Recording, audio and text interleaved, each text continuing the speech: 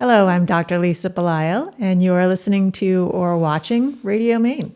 And today I am with artist and one of my favorite people in the world, Carol Bass. Thank you for coming in today. Thank you, Lisa. I'm happy to be here. Carol, you just got back to Maine not too long ago. I am so excited to be back in Maine. It's where I'm supposed to be, and I'm just loving it. What does E.B. White say?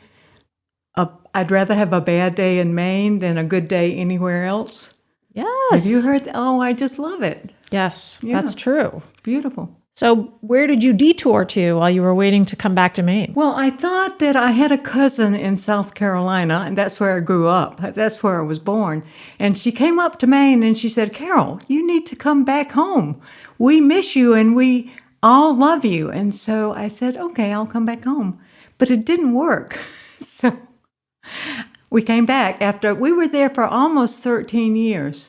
That was way too long to be away from Maine. For the first few years, it was all new, and I made a pile of friends, and I loved it, and I had my old family friends there, and it was great, but not home. It's not home. So we came back.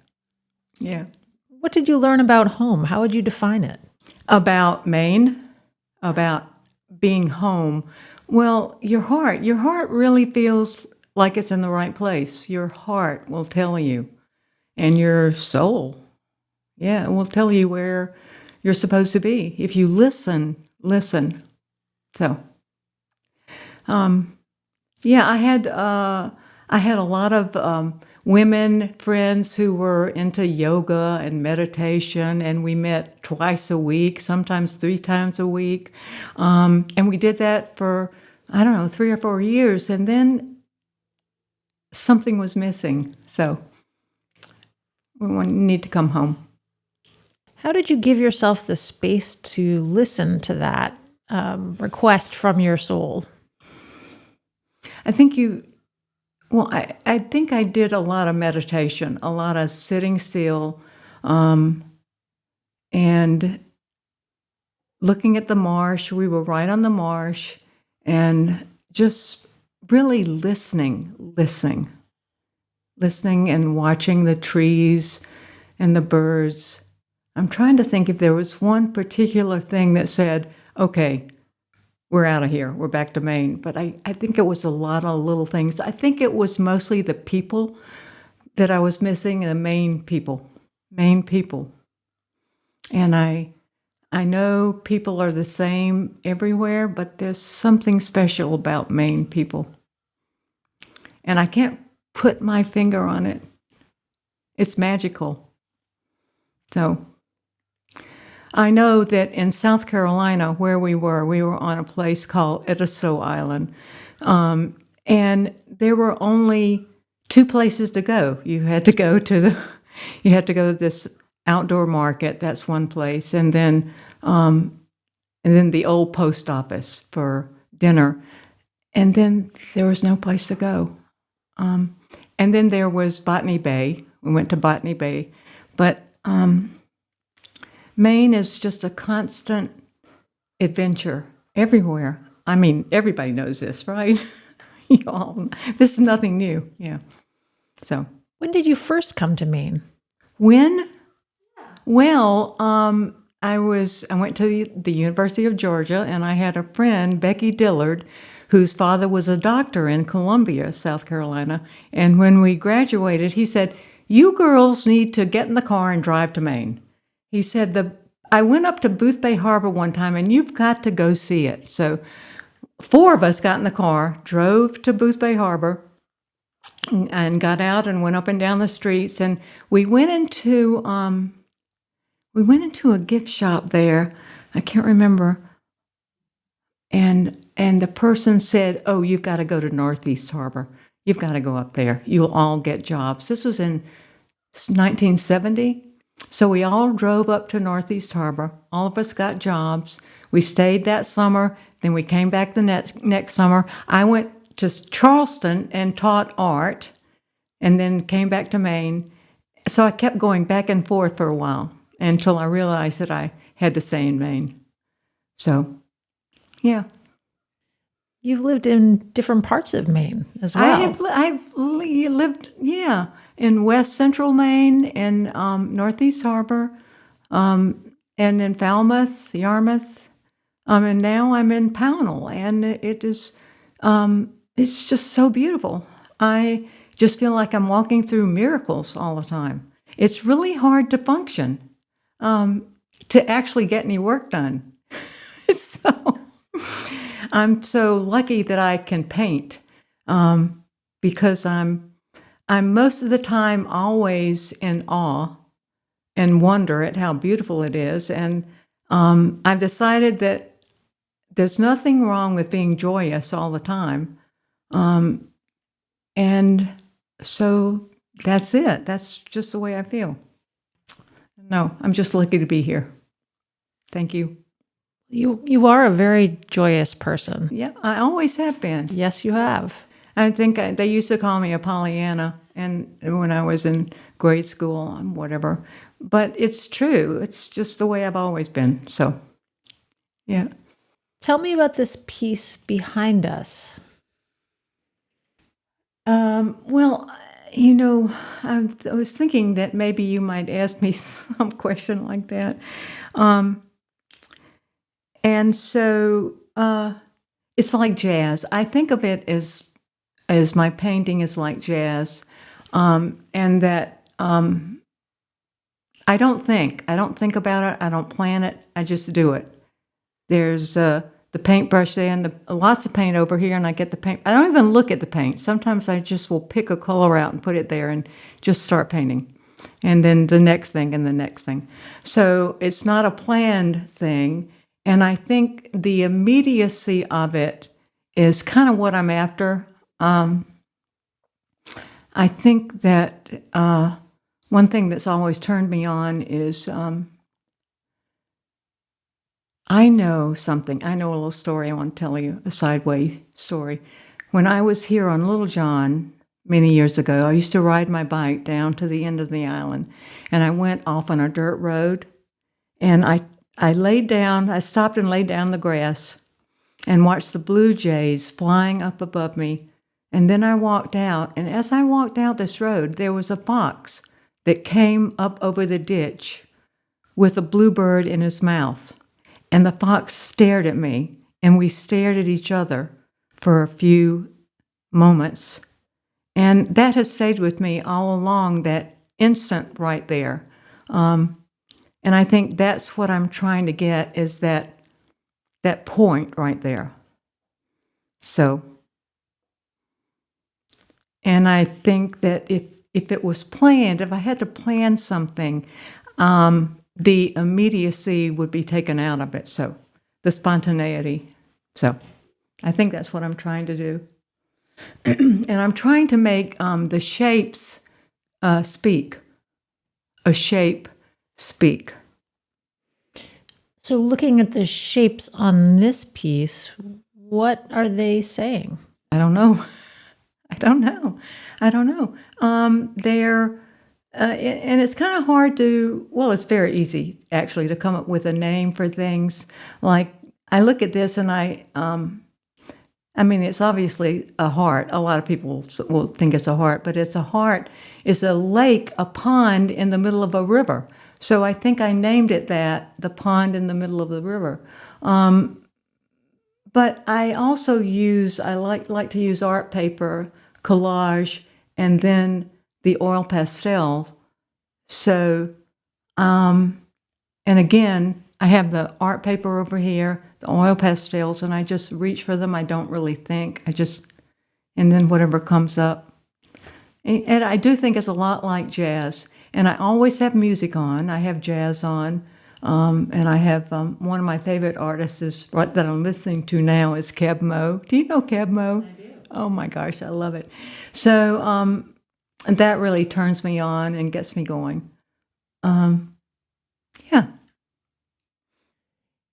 I've seen over the years your style evolve. Mm-hmm. And I think the pieces that I've seen previously haven't had as much of this paper in them, this additional texture. added to it. I think if you're an artist and you are having trouble getting going or getting inspired, you can go to Artists and Craftsmen and go to the paper aisle, the artist paper aisle, pick out your favorite papers, take them home, and start tearing them up and throwing them on the paper or canvas. And that will get you going. It'll get you going to see those colors and shapes. And then you just play with those. So and now I'm even getting simpler than this. And just a few shapes now. I'm going toward just a few shapes because they say so much. Yeah. When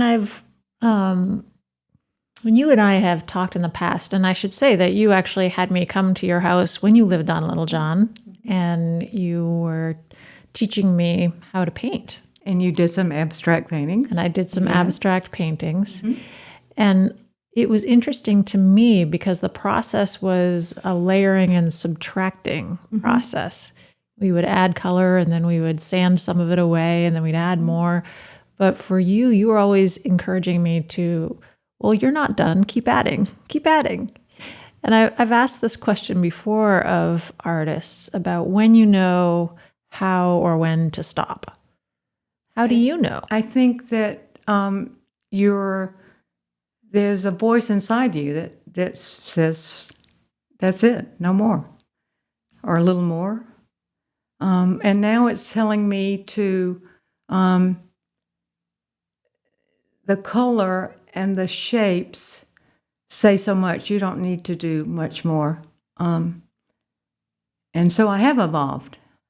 And I know I always used to, in my younger years, think about, they would say mature artists, and I thought, what does that mean? And I think maybe I'm approaching that. It's taken a long time. It's taken 50 years to kind of get that way, but I think maybe I'm seeing something, or maybe not. I don't know. I think I know some things, and then I think I know nothing. And I'm thinking now that the nothingness is kind of a wonderful thing. I know nothing. And that's really great when you think you know nothing from when you thought you knew everything. So I don't know if that makes sense, but. Well, it's very Zen. That's a very Zen idea. Yeah. And that does come back to the almost peeling away of ideas, of experiences, of acknowledging that you've lived a life, but also that you don't have to be locked into what you've seen or what you've learned. I think some of the most wonderful things that I've seen are from people that I've worked with that haven't taken any art courses or anything, and they have an immediacy in their work, and they don't think. They cannot think and just paint, and it's wonderful. I think it gets back to wanting to paint like a child, wanting to be like a child, but with the wisdom that hopefully you've gained a little bit of wisdom now.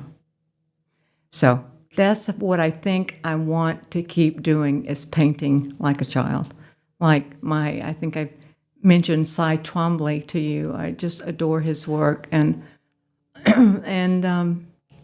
because it's very childlike, and there's just so much to be said for that, that innocence. But yeah. And that, again, goes back to something very philosophical, that idea of the beginner's mind, and always having that beginner's mind, even as you progress. So could it be that being someone who is mature actually is someone who has reached that state of understanding the importance of that? Maybe. I think you're right. I think we're trying to create a story, our life story. We're trying to create some kind of story about us. And then I think I'm at the point now where I want to get rid of all those stories. And you just don't need the stories. All you need to do is just be. Yeah, I think you're right about the Zen thing.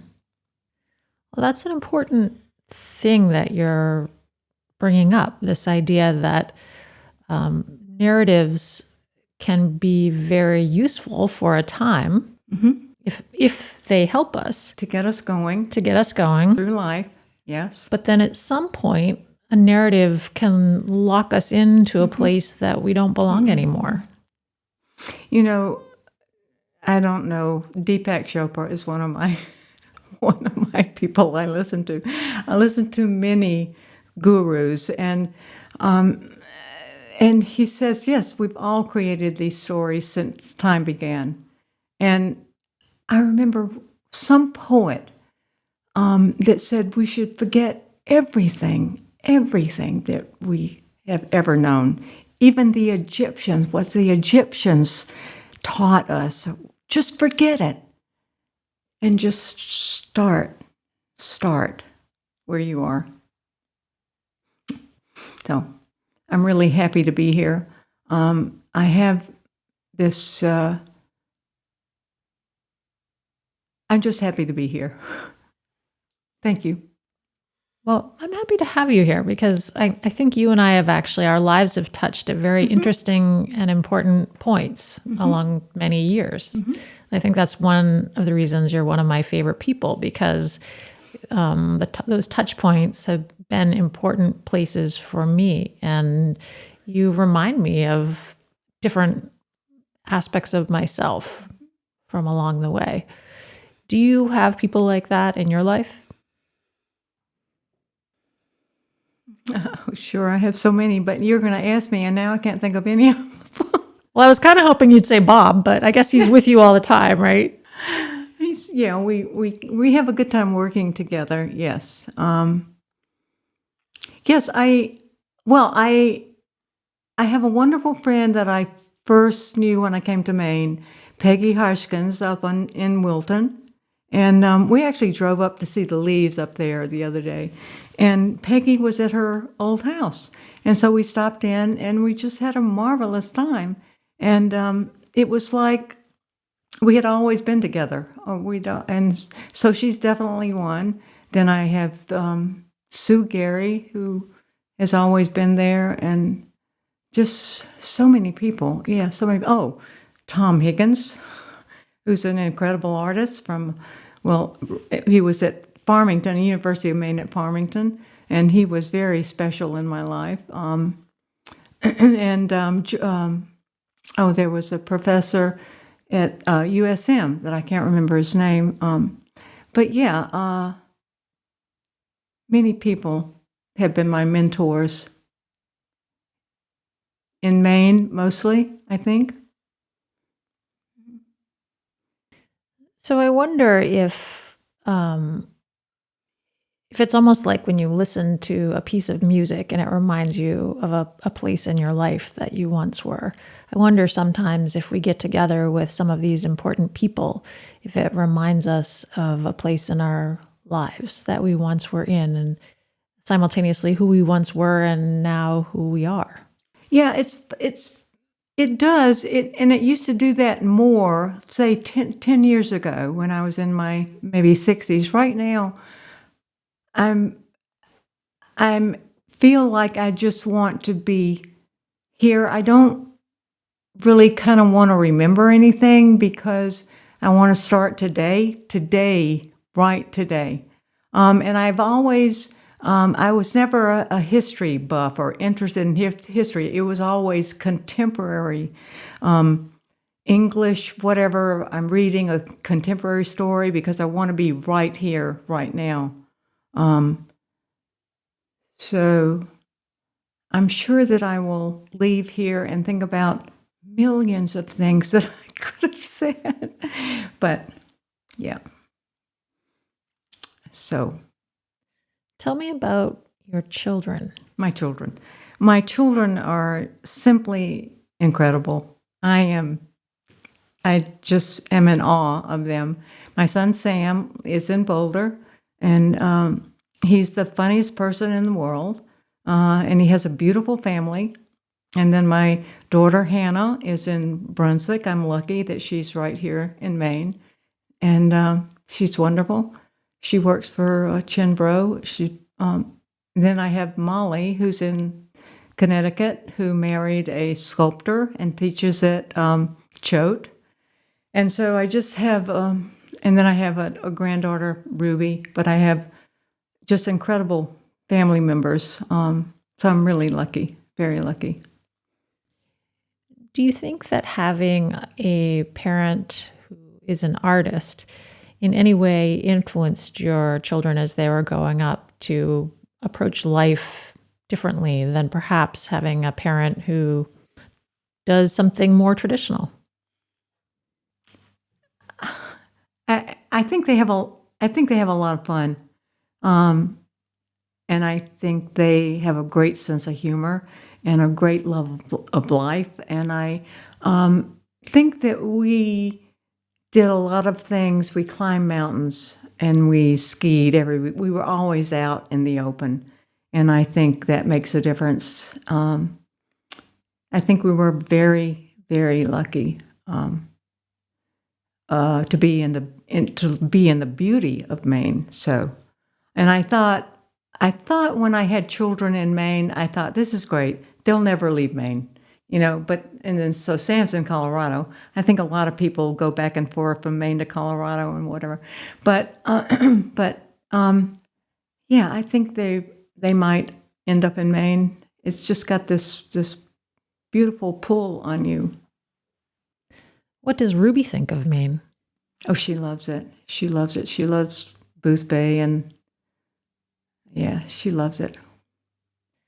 As you've come back to Maine and you left Little John, that's where you had been, here on this island, and now you're inland in Pownal.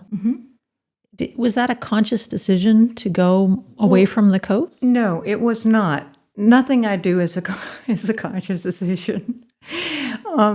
And Bob can tell you that. No, we had sold our house on Edisto Island, and it was the end of May, and we're packed up and we're driving to Maine. And I'm looking for places to buy in Maine.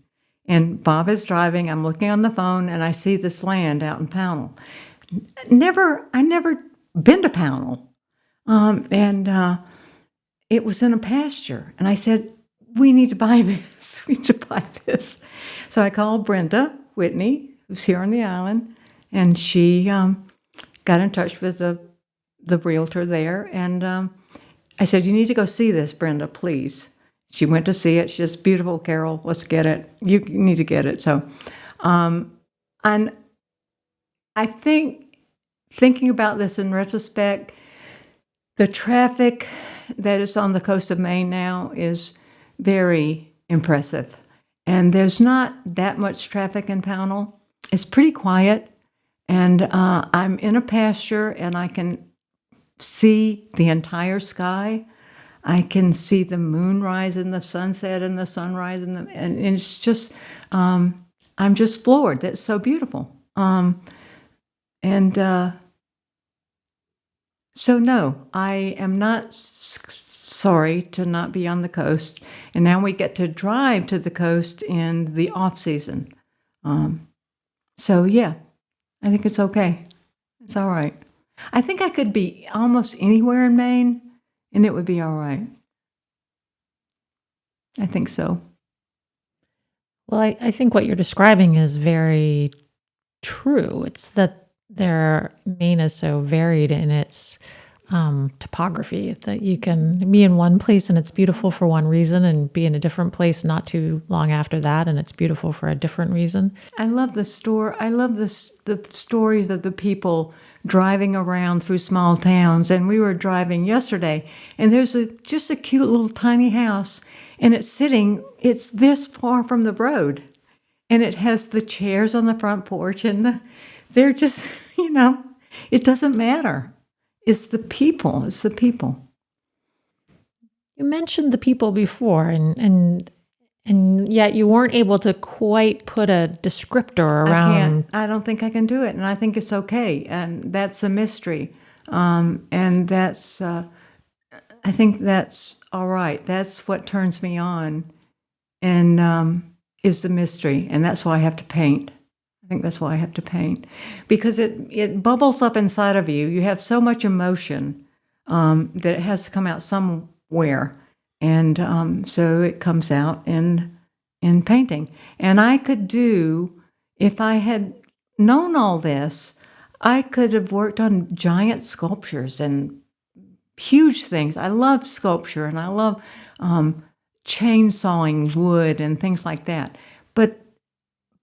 But now I'm thinking that I'm doing my small paintings, and as soon as things settle down with this house that we built, that maybe I'll get back to my large paintings. And I hope to do that because I hope to have them at the Portland Art Gallery, some big paintings. So anyway, but I'm so excited to be a part of the Portland Art Gallery. It really is inspirational. Oh, turns me on. Thank you. Well, tell me about that. Why the Portland Art Gallery? You could have chosen any gallery in Maine. Well, because Kevin Thomas called me and said, okay. And I said, well, why not? It's time. And we had been renting a place in Harpswell for a year while our house was being built. And I had painted there, and I had so many paintings that I couldn't even walk around the house. And Kevin called at that time, and I thought, wow, this is great. Great timing. I have a ton of paintings. Let's get something going here. So you had a lot of paintings that you had created up in Harpswell, and you decided to affiliate yourself with the Portland Art Gallery. And it makes me wonder, was there something that at that moment caused you to want to touch base again with this artist community in Maine? Well, I know several people at the Portland Art Gallery, or people that my friends and that I admire, and I thought, well, this would be a good place. This would be a good home,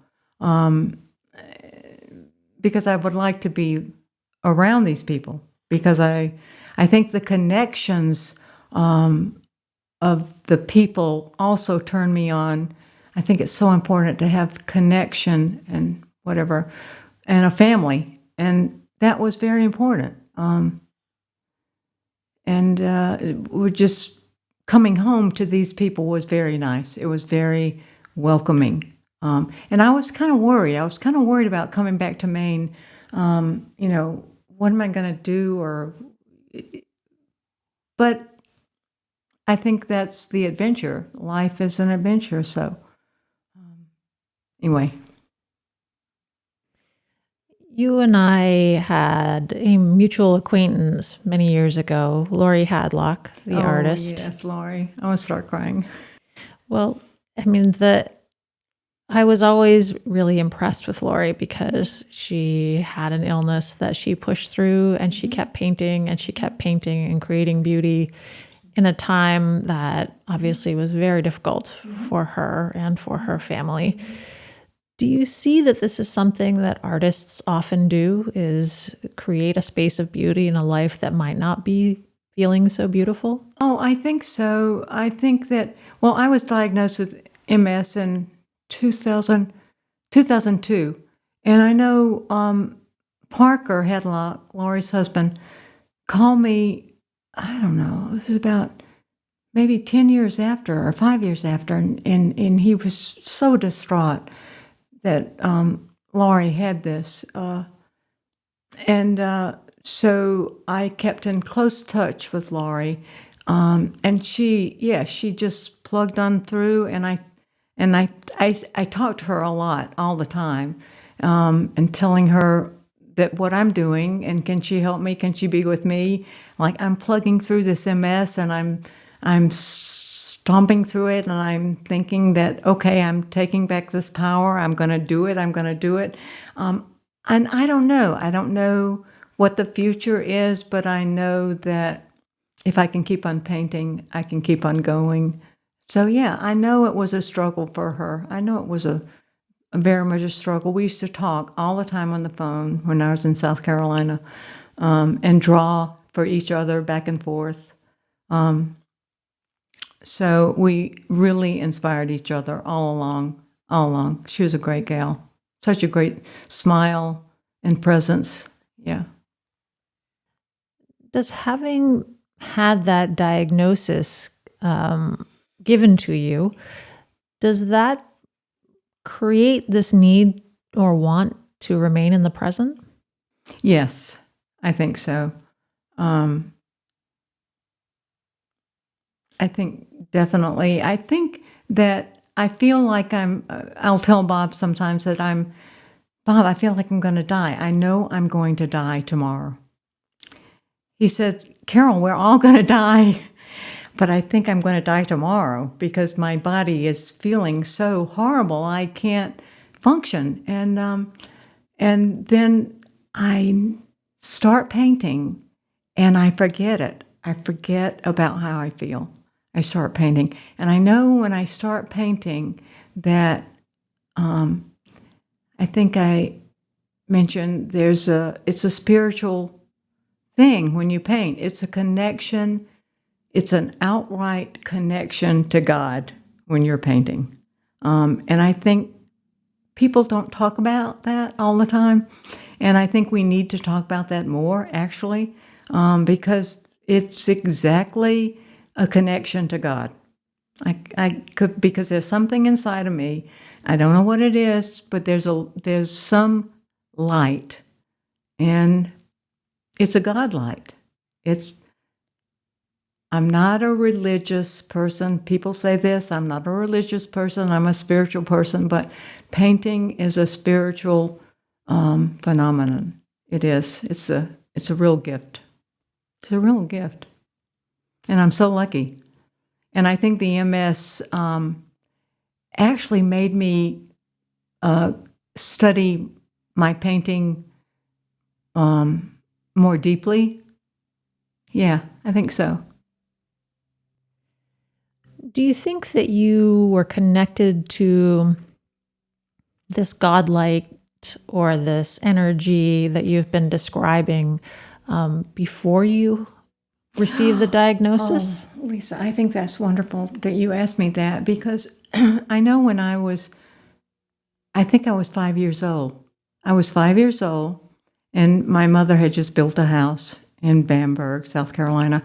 I'm on the floor looking out the window, and there's a man walking by with a cane, and I had as much empathy and compassion, and I knew it as a 5-year-old that I was made of empathy and compassion. I felt it, and my whole body shook all over with that empathy.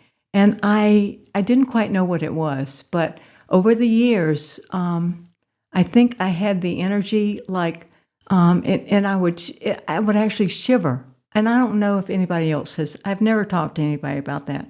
I'd actually shiver like I was cold. And it was because I was so excited about the beauty of life. I couldn't believe it. Yeah, it started, I think, at an early age. And I know I used to drive home from Georgia, and I would surprise my mother I would ring the doorbell, and I would surprise her on the porch, like with a cut off a pumpkin on my head at Halloween. I would do things like that, kind of crazy things. Yeah, I was kind of a cut up.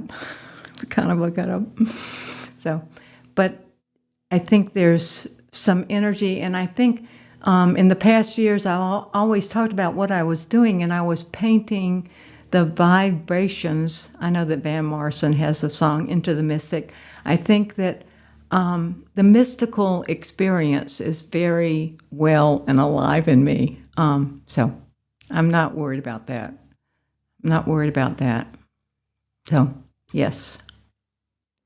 You and Bob do very different, and I should say I'm talking about Bob Newton. Mm-hmm. You've been with Bob for A long time. Long time now. Almost 30 years, yeah. Yeah. And you have very different approaches to your art. I also think to life in general, but specifically to art. And he works in wood and things that are more concrete and tangible. Obviously, paint is very concrete and tangible, but there is definitely an abstract nature to the work that you do.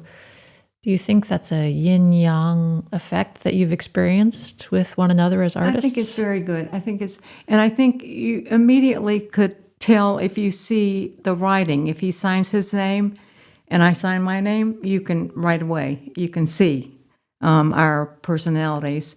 And, we very rarely get upset with each other. And we work well together. And I think we've been very fortunate that way. We're excited about being in Maine, driving around, seeing the beauty, and we have the same kind of interest, the kids, the family. So, yeah, it's been very nice being with him, finding him. And you also you have an experience in business and as a small business owner. Bob has an experience as an attorney. So you both have lived fully in the world and then created your own worlds that you kind of have meshed at this point. Mm-hmm. Well, yes, and except right now we're trying to figure out what to do next because he actually sold his whole shop. He sold his whole shop, which was beautiful, and my studio. It was a beautiful down in South Carolina. And he has no shop. He sold all his tools. So we're trying to think of, well, okay, what do we do next? And I think that's a good thing to say, what do we do next? I think I've always wanted to gather people together and talk about ideas. I've wanted to do that all my life. And we did that a little while with Bill Gregory and a few friends there. And I kind of want to get that going again. It's just talking about what's important in this life and laughing and just being together. So I don't know what we'll do. Right now he's gotten two or three huge paintings out of the shed and put them in the back porch, ready for me to start painting. So I can paint there until the snow flies. And then there are a lot of people that around that have barns that I can rent space in for the winter. So we'll see how it goes. Yeah. So we work very well together. Do you yourself miss having the business that you once made very successful and then were able to? That was never, it was never my business. And it was, I remember I was renting a studio when my former partner came into the studio. The first time I had finally gotten my studio. And he said, "You can't do this. We need to start a business." So we started this business, and I think now I'm finally getting back to that studio that I always had a long time ago, and just trying to paint a painting where you feel in your heart that you get it right. It's just finally getting it right. We're weird people. All of us humans, we're very weird. The things that make us tick and keep us going. So for you, Maine Cottage was more of a detour than anything else. It was a detour. Yeah. I mean, I definitely the colors. I know. Also, when I was 5 years old, I had the color red. I pressed down. My mother had kindergarten, and I pressed down on the color red, and I saw how deep and beautiful it was, and I knew that was my favorite color at 5. And so I knew that color meant a lot to me, and color right out of the jar.